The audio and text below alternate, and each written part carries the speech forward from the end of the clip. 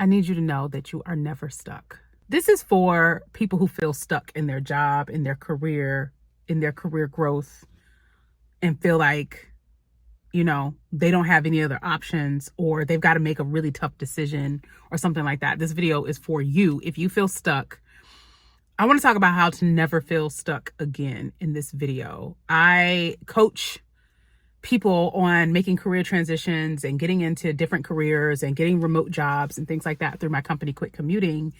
And I hear the word stuck very often, and it's a bit of a trigger. Like, I bristle every single time because I don't believe in being stuck. Unless you are literally in quicksand, I do not believe in the idea of being stuck. And so I want to give you a couple of examples of some things that I've heard from people. And I want to actually give you some practical tips to never feel stuck again, because I think feeling stuck also means you don't feel powerful, and you are powerful. You are empowered, you are powerful, and you are always making choices. Even when you think you're stuck, you are always making choices. So I want to talk about that in this video. Let's talk about it. Real quick, I needed to record this video today. But the townhouse that I typically record in is not available, and I can't record in my parents' house. It's just too loud, and my mom really doesn't like her house being in my videos, so I can't record in the house. But from what I've seen on YouTube, like, the car videos are what's popping right now. So we doing this in the car today. We're just gonna do this in the car. I want to address feeling stuck and my tips for never feeling stuck again. I've never felt stuck in a job. Literally never felt stuck. Matter of fact, I was having a conversation with some coworkers one day, sometime last year, like maybe the middle of last year, let's say Q3. So like August of last year, we were having this conversation, and a lot of us were not happy at work anymore, myself included. And we were just kind of talking, running our mouths, venting to one another. And I made a comment about something I might say in a meeting. And one of my coworkers at the time said something like, "Hold on, Libria, don't do that. We need our jobs." I stopped. I got real serious. I stopped laughing. I leaned in and I said, let's be clear. I don't need this job at all. I work here. I show up every day because I choose to show up every day. I don't need this job. I have way too much faith in my ability to make money to need this job. I said, I work this job because it is beneficial to me. And the moment it stops being beneficial to me, I will leave, because I'm not about to be unhappy in my one and only life. So when you see me show up, when you see me log in on Teams, it's because I chose to, not because I need this job or because I'm stuck here. I have way too much faith in my ability to make money. I can get another job. I can figure out ways to make money on my own. I have literally never felt stuck in a job. Okay. So I'm going to tell you how I feel that way, how and why I feel that way. That's what we're going to talk about.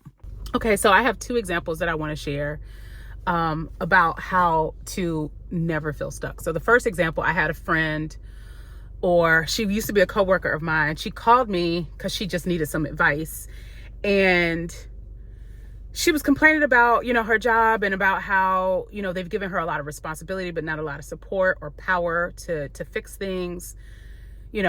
She wanted to get a promotion or move into a different part of the organization, but she didn't feel like she, again, had the real support of the company. And she said, she said something that triggered me. She said, "I feel like I'm stuck and I'm going nowhere." And every time I hear that word stuck, I'm like, hold on. I hate the word stuck, because stuck insinuates you are a victim of your circumstances. It is an indication that you believe you have no choices. And the truth is, you do have choices. You have choices and options. You always have choices and options. You may not like those choices and options. You may not want to take those choices and options. But that is not you as a victim. That is you making a choice about your life. And so that's what I told her. I was like, listen, you're never stuck. You're never stuck anywhere. You chose this job. You applied for this job. They didn't come snatch you out of your house and bring you to this company to work here, right? And I think people feel stuck, one, because they haven't thought about what it means to stay and what it means to go, right? And really, the truth is, what it means to go might mean giving up some things that you're just not willing to give up, right? So I told her, number one, you're not a victim of your circumstances. You are in control of your life. You are empowered to make any decision that you need to make for you at any time. It might not be the decision that you want to make immediately, but you are empowered to make decisions at any time. And I told her, I was like, I think you need to do this exercise. I think you need to sit down and go through this exercise and understand what it means to stay and what it means to go. Think about what it means to, like, if I stay, what that means and what that looks like, or if I go, what that means and what that looks like. Staying might mean you have to deal with some things that you don't want to deal with. Staying might mean you have to advocate for yourself harder. Staying might also mean you need to remove your emotions from your job. One of the best things that I did for myself when I got unhappy with my job is becoming neutral about work. I think a lot of people fall in this spectrum of like, I need to love my job or I hate my job. Baby, I'm neutral. I'm gonna come in here and within the time frame that I am expected to be available and when I have work to do, I am going to do my best. Other than that, I am neutral. Y'all are not getting my emotions. You can get my experience, my expertise, my intelligence, my creativity, but you're not gonna get my emotions. Like, I don't have to be upset. I don't have to be annoyed. I don't have to be irritated. I don't have to be offended. I don't have to be any of these things. I'm just gonna show up in here, answer questions, and get my work done and be neutral. And when I tell you something, when I decided to be neutral about work, everything changed for me. Like, it was so much easier to show up, do my job well, and tune out when I was done. I wasn't in meetings feeling like, I cannot believe this person said this to me. I wasn't in meetings like, oh my God, this person's getting on my nerves. Child, there's no emotions for me here. I am neutral, right? So staying may mean you have to adjust the temperature that you're working at, right? It may mean that you have to fight for yourself harder. It may mean that you've got to be more strategic. That's what staying may mean. Staying in that situation may mean. Leaving that situation, and I mean getting another job or even quitting, right? If you're so unhappy that it is affecting your health, that is affecting your relationships, that is affecting your mental and emotional well-being, you might need to chuck the deuces and take a little career break, right? And so leaving may mean that you may have to live on less. You might have to take less trips. You might have to sell your car. You might need to downsize, whatever that means for you. I'm not saying that that is the answer, but there are benefits and consequences to staying in the situation, and there are benefits and consequences to leaving that situation. And what I have found is most people say they feel stuck because they are tied to and afraid of the consequences of leaving the situation. I don't want to lose my house. I don't want to sell my house. I don't want to downsize. I don't want to get rid of my nice car. I don't want to stop buying nice clothes. I don't want to stop taking vacations. And I'm not saying that you have to do all those things, but what I am saying is you feel stuck because you are tied to those things. You are not stuck. You are making a decision to be there because you want those things. And so I told her, I was like, you need to go through that exercise of saying, what does it mean to stay and what does it mean to leave? What do I gain by staying here? What do I keep and gain by staying here? And what do I gain, keep or lose? Both. Gain, keep, lose in both. What do I gain, keep, or lose by staying here? Or what do I gain, keep, lose by leaving? And when you do that exercise, you realize from that day forward, you are making a choice. Whether you leave or go, you accept that you are making a choice to show up and to be there. And honestly, that changes the game. It's a whole mindset shift because now you don't feel stuck and you realize that at any time I can make a different decision. I would love for you to be in a situation where you can answer this question. I am choosing to be here for this amount of time, insert whatever that amount of time is, so that I can have, insert the things that you want to have, or so that I can achieve, insert the thing that you can achieve, right? If you can answer that question, for instance, I am going to stay here for one more year so that I can reach having 1 full year of my salary in savings.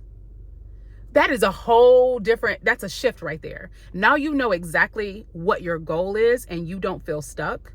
And now you know I'm showing up every day here, not because I'm stuck in this situation, but because I plan to be here for one more year so that I can have one full year of salary and savings. I want you to be able to answer that question. I want you to be able to finish that sentence. I am choosing, that's the important part of the sentence. I am choosing to stay here for this amount of time so that I can have, list the things that it is you want to have, or so that I can achieve, list the things that you're trying to achieve. Because I'm going to be honest with you, a lot of this feeling stuck is because you don't know what direction you're going in. You don't remember why you're showing up every day. You're like, I'm supposed to work so I can pay my bills, right? That's not enough.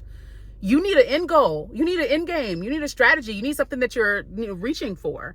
And once you do that exercise and get to the place where you accept that you are not a victim of your circumstances, where you accept that every day you show up there, it is your choice, you take your power back.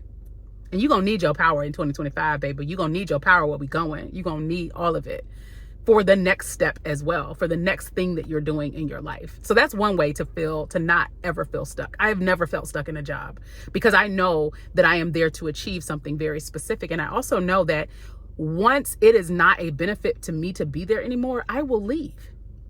Because here's the truth. When it's no longer beneficial for them, for you to be there, they will send you packing. Once they hit on hard times financially, once they got to reduce their head count, once you step out of line or do something somebody don't like, they don't feel stuck with you. Why you feel stuck with them? They do not feel stuck with you, baby. They don't. Let's move on to the next example. All right, so the next example was another coworker, another one of my coworker friends at the time. My job had just gone through layoffs. Our company had just gone through layoffs. They didn't lay off a whole lot of people, but it was a lot of people for our company as a small company. And she was concerned that they would go through another round of layoffs and she would get cut. And so she called me and she was like, hey, I've been interviewing and I got this job offer, but it is much less than what I am making here. It's a lot lower than what I'm making here. And I'm thinking about taking it and I want your advice. And I was like, so one of the things I'm going to do, if you ask me for advice, I'm probably going to ask you more questions, right? So my question back to her was, so why are you thinking about taking it if it's a pay cut? And what she said to me was, because I'm afraid that I'll get let go. Because I'm afraid that I'll get let go. And I'm like, so you're running from something that hasn't even happened. That's not even like, first of all, let me put this in perspective for y'all. For her role, for what she does, she's one of the top people in the role, right? So I was like, first of all, friend, like if there's a top two, you're number one or number two, depending on who you ask. And there's 6 of y'all. So if they do layoffs again, they got 4 other people to cut before they even get to you. So you're fine. First of all, I said also, so you are running from something that may never happen. Why put yourself in a worse off position trying to predict something? You know what I'm saying? Why put yourself in a worse position trying to predict something? She was like, well, I'm just scared. I said, you know why you're scared? Because you have not put a plan in place. You have not thought about what your worst case scenario looks like. And so now you're making fear-based decisions. You feel stuck in a situation and you're now making fear-based decisions because you've not sat down and really thought about your worst case scenario. I don't want you just running from things that may or may not happen. So what I told her to do was, I said, listen, here's what I want you to do. I want you to think about what would happen if you got fired tomorrow. If you got let go tomorrow, what would happen? 1, look at the money that you have in savings, in investments. Consider what you would get for severance. And I told her what our company typically pays for severance because I happen to know one of my friends had gotten let go. And one of her friends had gotten let go as well in the layoffs. So I was like, ask them what they got for severance. So find out what your severance would be. And then look at what you have in savings and investments and other money laying around and add that all up And then look at what it costs you to live every month. Your core living expenses, your mortgage, your light bill, your phone bill, your internet. You're going to need internet, right? What are your core living expenses? Find out how much money you have or would get if you got let go, and what your core living expenses are. And you'd be surprised at how many people don't know what their core expense number is. For me, to live every month, it costs about $2,500 to $3,000, depending on what I decide to do. And part of that is because I don't pay a mortgage, right? So actually it might be less than that. I think I calculated my mortgage in that because I was thinking, well, if my tenants move out, right? If I don't have tenants, I want to consider what it would still cost, right? So my core living expenses, like if I couldn't do anything extra, if I just had to feed myself, make sure I had a roof over my head, and could turn on some lights and drink some water and eat some food, about $3,000 a month. The core living expenses. You should know your core living expense number. And so I said, why don't you start with, based on your core living expenses and how much money you have right now and would get from severance, how long could you take care of yourself? That's step one.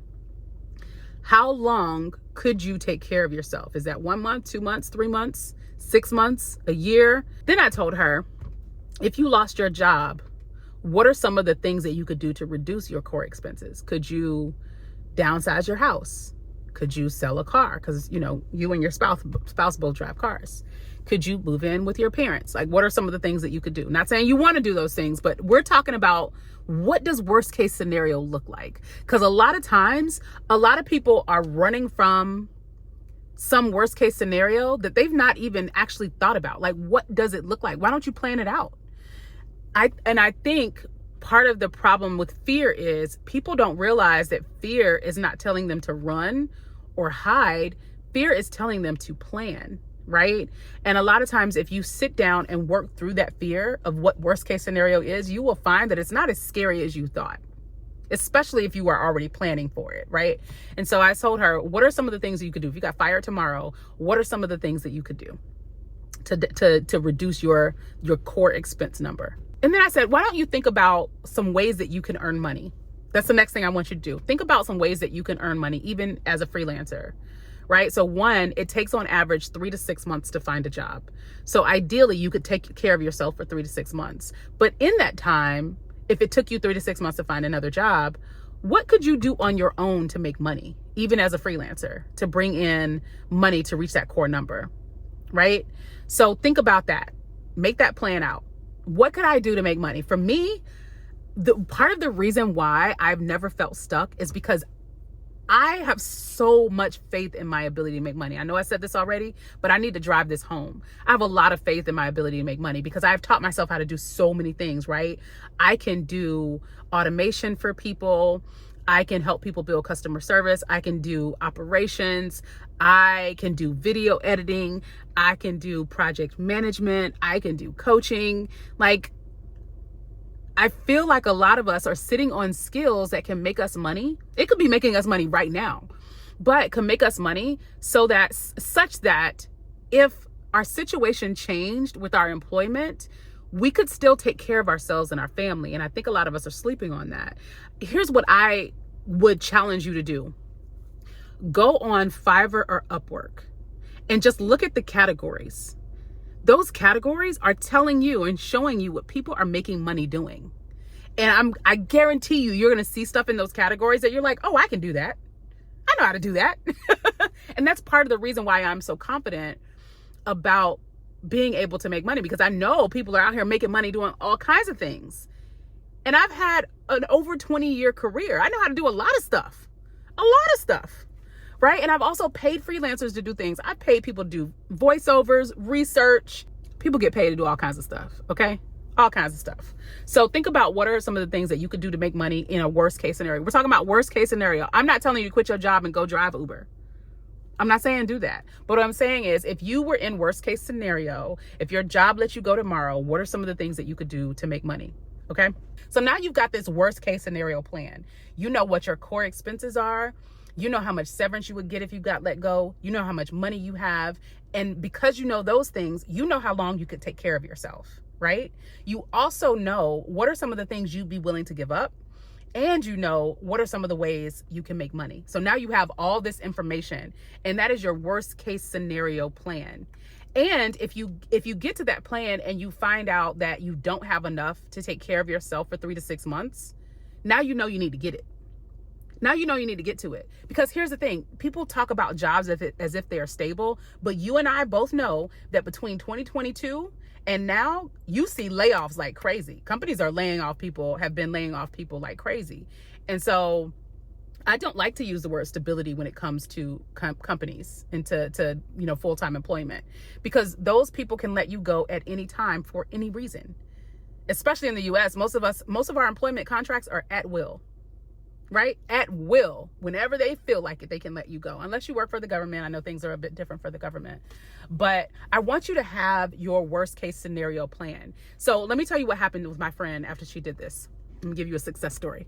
So she did this exercise and she called me the following week.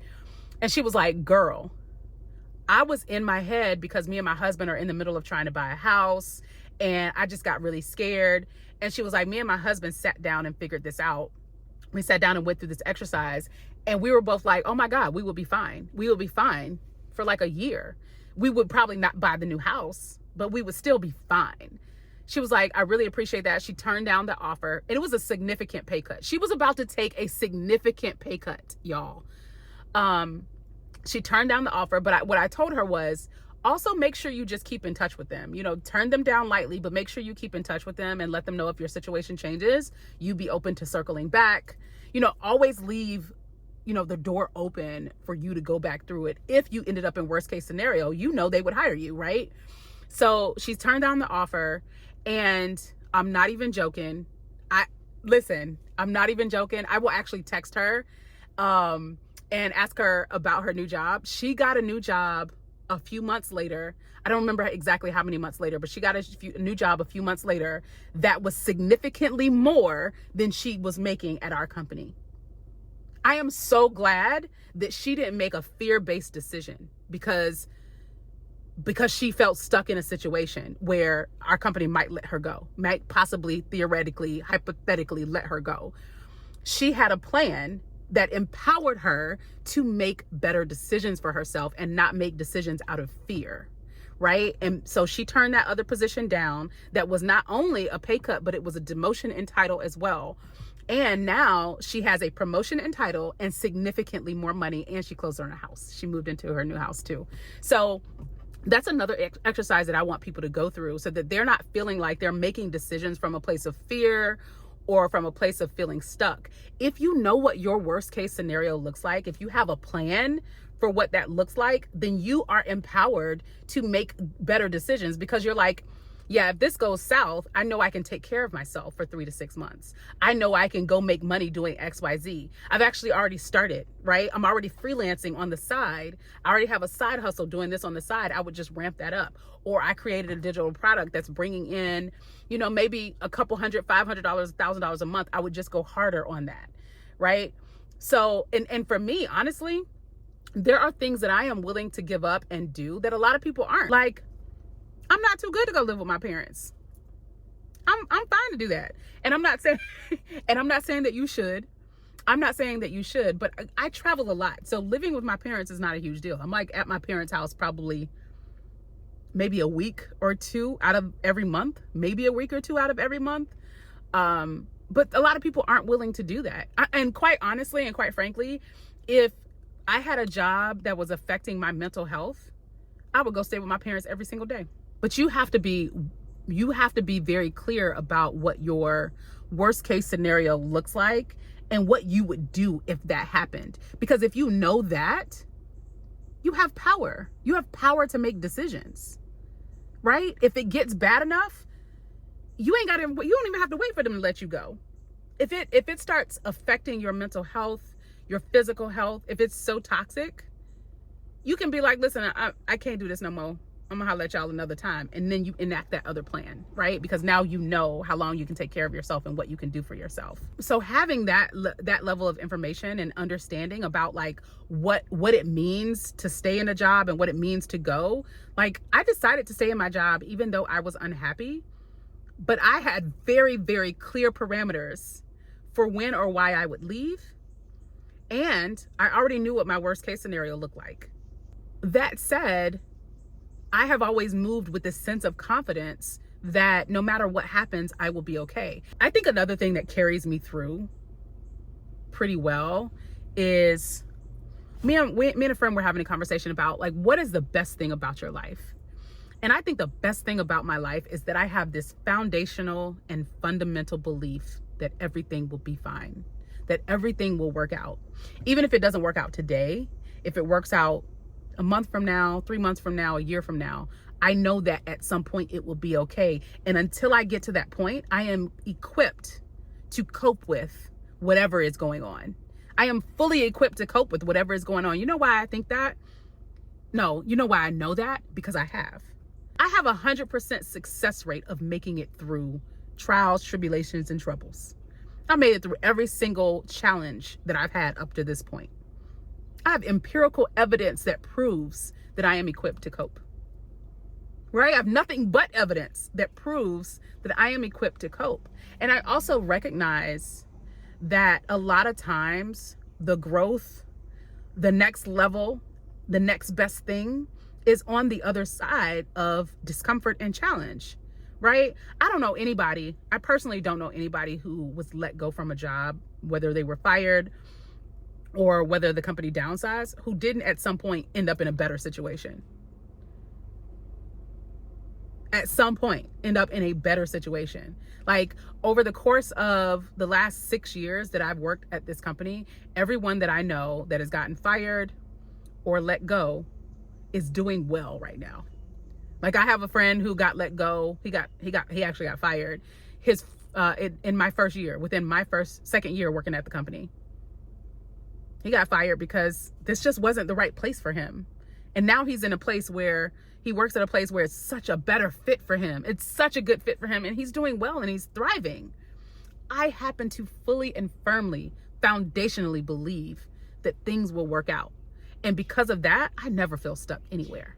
And so I hope that this was helpful. I hope that these examples and some of these little exercises put you in a position where you never feel stuck ever, because you aren't. You absolutely are always making choices. Even if you feel stuck, that's not the truth. You aren't. You are making the choice. You are making the choice. No one kidnapped you to make you do this. I feel pretty passionate about this. My hope is that people always feel like they are making a choice. Now, I know there are some circumstances in life where it doesn't feel like a choice. You know what I'm saying? Because the options are horrible. The options that you have to choose from are terrible, right? And so you had no choice but to take this option. I totally get that.